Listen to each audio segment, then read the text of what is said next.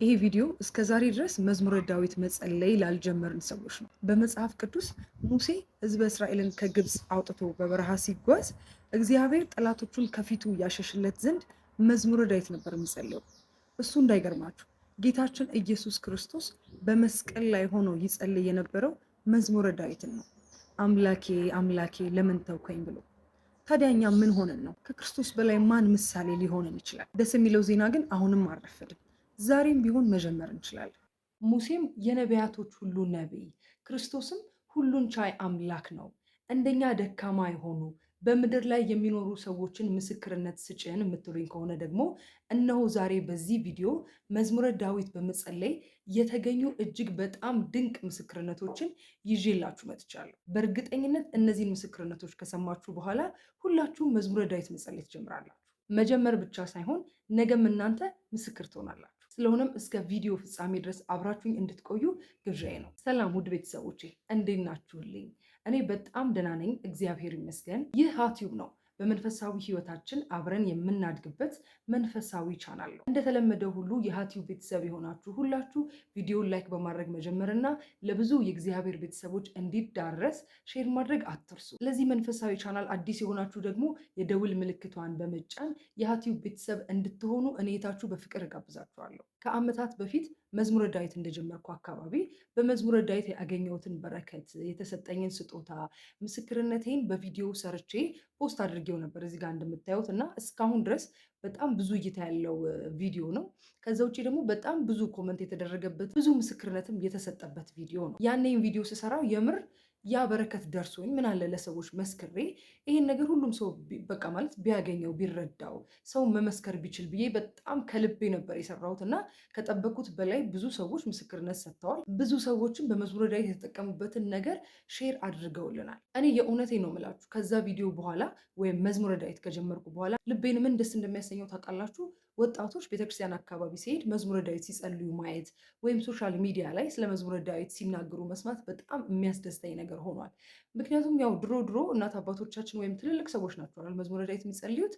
አሁን ግን ወጣቱ ያን ነገር ተረድቶት መዝሙረ ዳዊትን ሲጸልይ ማየት እንደሱ የሚያስደስተኝ ነገር የለም። ከሱ አልፎ ደግሞ ሰው ምስክርነት ሲሰጥ ልቤ እንዴት ደስ እንደሚለው እና ዛሬ ይህን ቪዲዮ በልዩነት ምሰራላችሁ እስከ ዛሬ ድረስ መዝሙረ ዳዊት መጸለይ ላልጀመራችሁ ሰዎች ነው። በአንድም በሌላም ምክንያት አልጀምርንም ይሆናል። ግን ይሄ ቪዲዮ ከመጣላችሁ የእውነትም እግዚአብሔር መዝሙረ ዳዊት እንድትጸልዩና እንድትጀምሩ ፈቅዷል ማለት ነው። ቲክቶክ ላይ ይሄን ቪዲዮ ፖስት ሳደርገው እስቲ አርአያ ሊሆነን የሚችል ከክርስቶስ ውጭ ከነቢያት አለቃ ከሙሴ ውጭ ኢቭን ድንግል ማርያምም እንደጸለየችው ኮመንት ላይ አይቻለሁ እና ከነሱ ውጭ ማን ምሳሌ ሊሆነን ይችላል ብዬ ነበር ፖስት ያደረግኩት። ከዛ በኋላ ግን ሳስበው ያው ክርስቶስ አምላክ ነው፣ እመቤታችንም የእሱ እናት ናት፣ ሙሴም እጅግ ታላቅ ነብይ ነው እና እነሱ ቢጸልዩት አይገርምም። ግን እንደኛ ደካማ የሆነ የሰው ምስክርነት እንፈልጋለን ብሎ ሰው ሊያስብ ይችላል በማለት እናንተንም ያልጀመራችሁ ሰዎችንም ኢንስፓየር ያደርጋል ያነሳሳል በማለት በዚህ ቪዲዮ ላይ ሰዎች የሰጡኝን ምስክርነት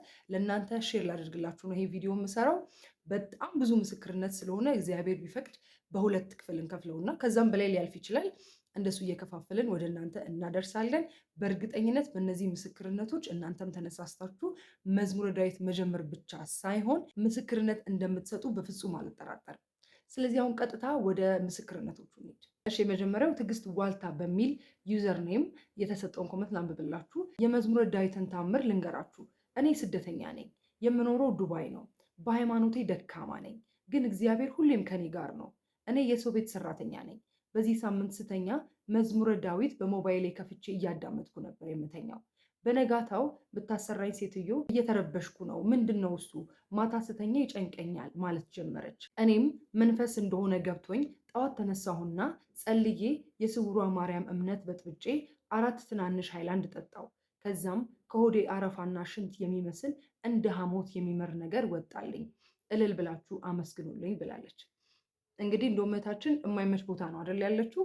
አንዳንዶቻችን ብዙ ምክንያት እንሰጣለን መዝሙረ ዳዊት ላለመጸለይ፣ እኔንም ጨምሮ ደክሞኛል፣ ዛሬ አልተመቸኝም፣ ዛሬ ያው በጣም ስለደከመኝ እያለን በጣም ብዙ ምክንያት እንሰጣለን። እቺታችን ግን እንዳለችውም ስደት ላይ ነች። መዝሙረ ዳዊት ቆማ እንደኛ በፍሪደም መጸለይ የማትችልበት ቦታ ሆና እንኳን ኦዲዮ ከፍታ እየሰማች ነበር የምተኛው። ይህን በመስማቷ እንኳን ያየችውን ምስክርነት አይታችኋል። ስለዚህ ይሄኛው ጊዜ የለኝም፣ ጠዋት ወጥቼ ማታ ነው የምገባው፣ አይመቸኝም ለምንል ሰዎች በጣም ትልቅ ምሳሌ ነው። መስማታችን በቃ ኦዲዮም ከፍተን ሊሆን ይችላል እየሰማን መተኛታችን ኔክስት ታይም ደግሞ እንድንጸልይ ያበረታናል እና ይሄ በጣም ብዙዎቻችንን ለመጸለይ የሚያነሳሳ ምስክርነት ነው። ሁለተኛው ደግሞ ፍሬ ህይወት ጫኔ በሚል ዩዘር ኔም የተሰጠ ኮመንት ነው። በጣም እኔ ምስክር ነኝ። ማርያምን መዝሙረ ዳዊት ጀምሬ 2 ወር ራሱ አይሆንም ያሰብኩት ተሳካልኝ ይላል። ብዙ ጊዜ ያው እኛ ምንጸልየው ጸሎት አለ አይደለ? እግዚአብሔር የሚፈቅደው ጸሎት አለ። እኛ ደግሞ ራሳችን እንዲሆንልን የምንፈልገው ነገር አለ። ከመዝሙረ ዳዊት በጣም ደስ የሚለኝ ነገር ምን እንደሆነ ታውቃላችሁ? ቅዱስ ዳዊት ልበ እግዚአብሔር ነው፣ የእግዚአብሔር ልብ ተብሏል እና የእግዚአብሔር ልብ እሱ ከሆነ ጸሎቱም እግዚአብሔር የሚፈልገው የሚወደው የእግዚአብሔር የልቡ አይነት ጸሎት ነው እና እግዚአብሔር ባቀደው መልኩ እኛ ያሰብነው ሀሳብ ይሳካል ማለት እኛ በፈለግነው ፓስ ሳይሆን የምንፈልገው ነገር እግዚአብሔር ባሰበው መንገድ እንዲሳካ የሚያደርግ ጸሎት ነው መዝሙረ ዳዊት። ልክ አሁን እዚህ ጋር እህታችን እንደጻፈችው አይነት ማለት ነው እና እንግዲህ አስቡት 2 ወር ራሱ አልሞላትም ያሰባችሁ ሲሳካና የመዝሙረ ዳዊት ጸሎት ኃይል እንግዲህ ይሄን ያህል። ሶስተኛው እንግዲህ ዩዘርኔሙ ለማንበብ ትንሽ ከብዶኛል፣ ግን ምን ይላል መሰላችሁ? እኔም መጨነቅ በጣም ነው የተውኩት። መዝሙረ ዳዊት ህይወቴን ቀይሮታል። ስለ እኔ እያወራሽ ነው የመሰለኝ ተመስገን ይላል። እኔ ቪዲዮን ስሰራው ህይወቴን የቀየረው ጸሎት ብዬ ነበር የሰራሁት እና ያን ጊዜ ያው አይታችሁት ከሆነ ከዛ በፊት የነበረኝ ህይወት ሌላ ነበር እና ቶታሊ የነበረኝን ላይፍ ስታይል ህይወቴን አቅጣጫውን ነው ሙሉ ለሙሉ የቀየረው።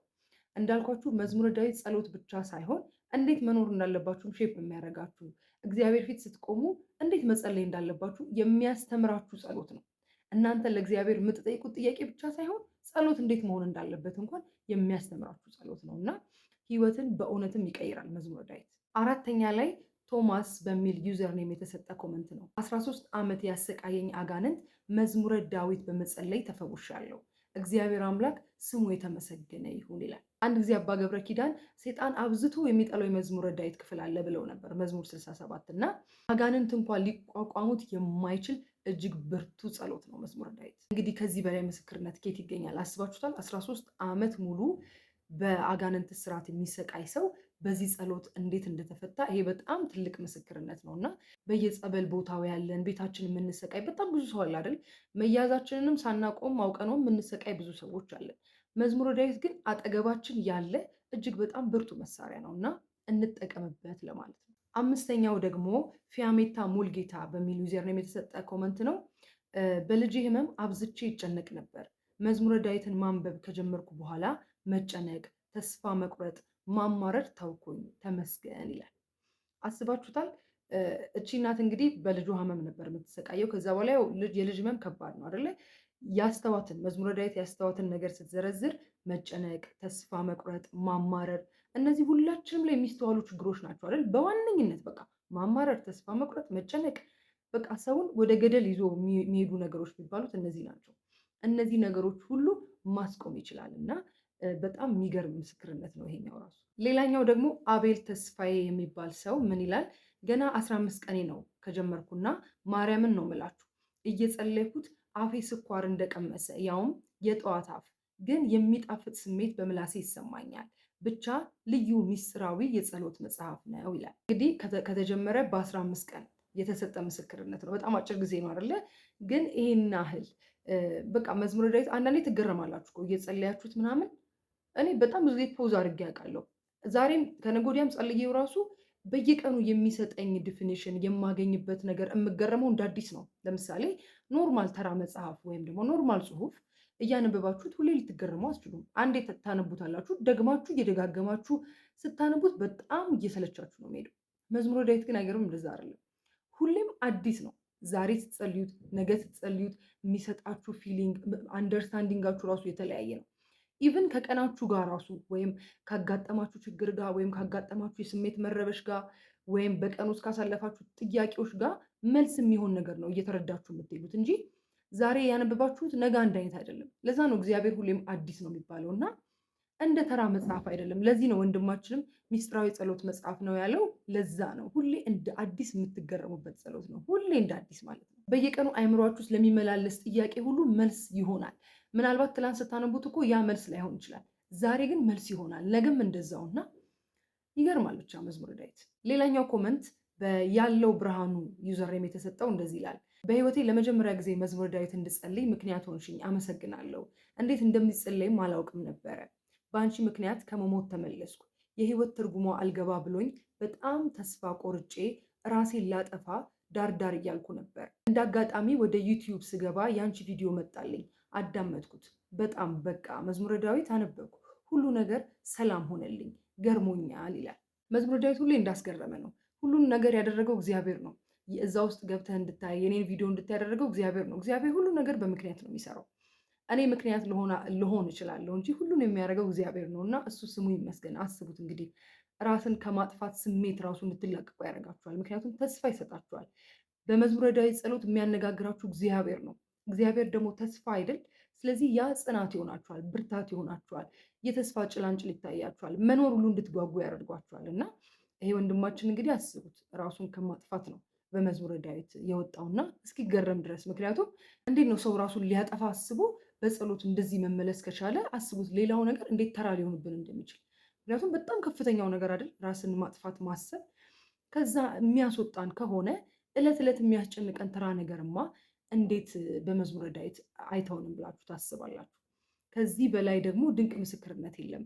ብዙ ሰው አሁን ላይ እንሰማለን አይደል? ራሱን አጠፋ፣ ራሷን አጠፋች፣ ብዙ ደስ የማይሉ ነገሮች እንሰማለን። ምናልባት ተረዳርተን አንዳችንን አበርትተን ሁሉም ሰው መዝሙረ ዳዊትን መጸለይ ሀቢት ቢያደርግ ኖሮ ቢዋሃደን ኖሮ እንደዚህ አይነት ዜናዎችን አንሰማም ነበር። ስለዚህ ተስፋ የሆነው እግዚአብሔር በዚህ ጸሎት ውስጥ ይገኛል እና መዝሙረ ዳዊትን እንጸልይ። ሌላኛው ኮመንት ስንታየው በሚል ዩዘርኔም የተሰጠ ሲሆን ማርያምን ነው ምላችሁ። እኔም በህልሜ የንስሐ አባቴ ዳቦ ቆርሶ ሲያበላኝ አየው። ከዛ ልክ የተክለ ሃይማኖት ዕለት ለጸሎት ቆሜ ሳለ መዝገበ ጸሎቴ መሃል ድንገት መዝሙረ ዳዊት የሚል ጸሎት አየው። ከዛ የዕለቱን መዝሙረ ዳዊት ትንሽም ብትሆን መጸለይ ጀመርኩ። በስማም በአንዴ ለዓመት ያህል ፈልጌ ያጣሁትን ነገር ዕለት ዕለት እግዚአብሔርን ሳስቸግረው መዝሙረ ዳዊት በአንዴ ከጌታ ያገናኘኝ። ማርያምን በስማም ይላል። አይገርማችሁም? ይሄ ደግሞ ትንሽ ለየት ይላል አይደለ? እንዳለው እኮ ነው። በቃ ዕለት ዕለት እኛ ደዌይ የምንጠይቅበት እግዚአብሔርን የምናነጋግርበት የምንጸልይበት ወይ የራሳችን መንገድ ነው። ግን መዝሙረ ዳዊት እግዚአብሔር የሚወደው መንገድ ስለሆነ ነው። ለዘመናት የተጠየቀውን ጥያቄ በመዝሙረ ዳዊት ሰው እግዚአብሔርን አያችሁ እንዴት ማግኘት እንደሚችል በእኛ ወይ አይደለም፣ እግዚአብሔር በመረጠልን። ለዚህ ነው ኦርቶዶክስ ሃይማኖታችን ይሄ መዝሙረ ዳዊት መጸለይ ያለበት ብላ የሰጠችን ለዚህ ነው፣ ከእግዚአብሔር ጋር ስለሚያገናኘን ማለት ነው። ቀጣዩ ኮመንት በጣም ነው የሚያስደንቃችሁ፣ ላንብብላችሁ። አስናቀች በሚል ዩዘርኔም የተሰጠ ነው። እኔንም ከመከራ ነው ያወጣኝ ሳይገባኝ፣ ሰው ለመግደል ያሰበውን ልቤን የተቆጣጠረልኝ የቅዱስ ዳዊት አምላክ ይመስገን። ለንስሐ የበቃሁት በዳዊት ጸሎት ነው ሳይገባኝ ይላል። አስባችሁታል? ራስን ማጥፋት ሲገርመን ሰው ከመግደል ራሴን የተቆጣጠረልኝ የቅዱስ ዳዊት አምላክ ነው ይላልና አይገርምም? በእውነት በጣም እኮ ነው የሚገርመው እግዚአብሔር ስራው እንዴት ድንቅ እንደሆነ። ልብን እንኳን የመቆጣጠር እንደዚህ አይነት ከክፉ ሀሳቦች ራሳችን እንድናርቅ የሚያደርገን ከዚህ በላይ ምን አለ? እስቲ ያስቡት። ሰውን ሊገድል አስበው ይሄንን ሀሳብ የሚያስተው ኃይል የእግዚአብሔር ኃይል እዚህ መጽሐፍ ውስጥ አለ፣ እዚህ ጸሎት ውስጥ አለ። ብዙ ሰዎች ንስሐ መግባት እንፈራለን አይደለ? በጣም ብዙ ምክንያቶች አሉን። ይሄ ጸሎት ኢቭን ለንስሐ የሚያበቃ ጸሎት ነው። የሚገርም ጸሎት አለው ቅዱስ ዳዊት ከቤርሳቤ ጋር ከበደለ በኋላ የጸለየው ጸሎት አለ። እንዴት አይነት ጸሎት እንደሆነና በስትክክል በቃ የንስሐ ጸሎት ታውቃላችሁ። እና ይህም ኮመንት የሚያሳየን በቅዱስ ዳዊት መዝሙር ለንስሐ መብቃት እንደሚቻል ከእንደዚህ አይነት ከባድ ኃጢአት እንኳን ሰው ልቡን መቆጣጠር እንደሚችል በዳዊት መዝሙር። ከዚህ በላይ ምን እንደምንፈልግ እውነት አላውቅም። ብቻ እግዚአብሔር ለሁላችንም ልቦና ይስጠን። ስለዚህ አይደለም ከሌላ ነገር ከእንደዚህ ያለ ኃጢአት እንኳን የሚከለክለን ለንስሐ የሚያበቃን ጸሎት ነው መዝሙረ ዳዊት። ታዲያ ከዚህ ጸሎት በላይ ምን ልንጸልይ እንችላለን? ቅዱስ ሚካኤል ጠብቀኝ በሚል ደግሞ የተሰጠ ኮመንት እንዲህ ይላል። እውነትሽን ነው። መዝሙረ ዳዊትን ስጸልይ ክርስቶስን የማናገር ነው የሚመስለኝ። ልጆቼ ጭምር መዝሙር 22፣ 23፣ 90 እና 91ን በቃላችን ነው የምንጸልየው። ለእኔ መዝሙረ ዳዊት ሱስ ነው። ሳልጸልየው አልወጣም አልተኛም። በርቺ፣ ያልጀመራችሁ ጸልዩ ይላል። አስባችኋል? ከራሱ አልፎ ሰው ደግሞ ልጆቹን በቃላቸው እስኪይዙ ድረስ ያደርጋል። ይሄ ጥቅሙን የተረዳ ያወቀ ሰው ነው እንደዚህ የሚያደርገው እና ለእናንተም እንደዚህ ያለ መልእክት ተቀምጦላችኋል። ምክንያቱም እንደ ሱስ ሁላ ይሆናል። በቃ ማለት ያለሱ መነሳት መተኛት እንዳትችሉ ትሆናላችሁ። መውጣት መግባት ትጨነቃላችሁ። በቃ ማለት እግዚአብሔር እንደሚወደው ስለምታውቁ ለእናንተም ሰላም እረፍት ስለሚሰጣችሁ እንደዚህ ሱስ ሆኖባችሁ በልጆቻችሁም ላይ እንዲዳብር ከልጅነታቸው ጀምሮ ትሰሩባቸዋላችሁ እና ይሄም ለልጆች ሁሉ የሚተርፍ እንደሆነ የሚያሳይ ኮመንት ነው። ለዛሬው ቪዲዮ የሚሆነውን የመጨረሻውን ኮመንት ነው ማነብላችሁ። @ሙሌቴክ ይላል። እውነት ነው እህታችን፣ መዝሙረ ዳዊት ፍጹም የሆነ ጸሎት ነው። ከአምላክ ጋር በልባችን የምንነጋገርበት ነው። እኔ ለዚህ ምስክር ነኝ። ህይወቴ ፍጹም ነው አንድ በአንድ የተለወጠውና የተባረከው። ቅድስት ቤተክርስቲያናችንም የጸሎት ሁሉ ንጉስ ነው ትለናለች መዝሙረ ዳዊት። ከቅዱሳን አባቶችም ያልጸለየ የለም መዝሙረ ዳዊት እና ጸልዩና በህይወታችሁ ብዙ አትርፉ እላለው ይላል። ይሄኛው ደግሞ የጸሎቱን ፍጹምነት የሚያሳይና በቃ ህይወታችንንም እንደዚሁ አንድ በአንድ እንደሚቀይረው እንደሚያስተካክለው የሚያሳይ ጸሎት ነው። እሺ ያልጀመርን ሰዎች ከዚህ በላይ ምንድን ነው የምንጠብቀው? ምንድን ነው የምንፈልገው? እውነት አሁን እነዚህ ነገሮች በቂ አይደሉም ወይ? በመግቢያችን ላይ የጠቀስናቸው ጌታችንን፣ እመቤታችንን፣ ሙሴን ጨምሮ እሺ እሱ አምላክ ነው፣ እነሱ ቅዱሳን ናቸው ካልን ይሄው የሰው ምስክርነት፣ እንደኛ ደካማ የሆኑ ሰዎች ምስክርነት፣ አሁን በዚህ ምድር ላይ እየኖሩ ያሉ ሰዎችን ምስክርነት ከመስማት በላይ ይህን ጸሎት እንድንጀምር የሚያደርገን ነገር ምንድን ነው? በእውነት በደንብ ሰምታችሁታል አይደል? ምስክርነቶቹን እኔ እንኳን በዚህ ደረጃ አላነበብኳቸውም ነበር እና እግዚአብሔር እኮ አንዳንዴ በሰዎች ህይወት ብዙ ነገር ያደርጋል፣ ብዙ ነገር ያስተምራል። የዛን ሰው ህይወት ብቻ አይደለም የሚቀይረው እግዚአብሔር፣ ሌሎቹም እንዲማሩበት ያደርጋል እና በእውነት እግዚአብሔር የሁላችንም ልብ ከፍቶ ጸሎቱን እንድንጀምር ያደርገን። እግዚአብሔር በህይወት ካቆየንና ከኖርን ደግሞ በሚቀጥለው በክፍል 2 እንመለሳለን። አብዛኞቻችሁ ጀምራችሁ እናንተ ምስክርነታችሁን እንደምትሰጡት ተስፋ አረጋለሁ። አሁንም ድረስ በዚህ ቪዲዮ ኮመንት እንድታደርጉልን፣ ከዚህ በላይ ምስክርነታችሁን እንድትሰጡ፣ ያልጀመራችሁ ደግሞ በእነዚህ ምስክርነቶች ምን እንደተሰማችሁ ሼር ብታደርጉኝ በጣም ደስ ይለኛል። እግዚአብሔር ቢወድና ቢፈቅድ በሚቀጥለው ደግሞ በሌላ ቪዲዮ እንገናኛለን። እስከዛው ድረስ በያላችሁበት ሰላም ሆኑልኝ። ሁሌም እንደምንለው ክርስቲያናዊ መንፈሳዊነት ዘለዓለማዊነት ነውና የእግዚአብሔር ፍቃዱንና ውዱን ፈጽመን የምንናፍቃትን ተስፋ የምናደርጋትን መንግስቱን ለመውረስ የበቃን ያድርገን።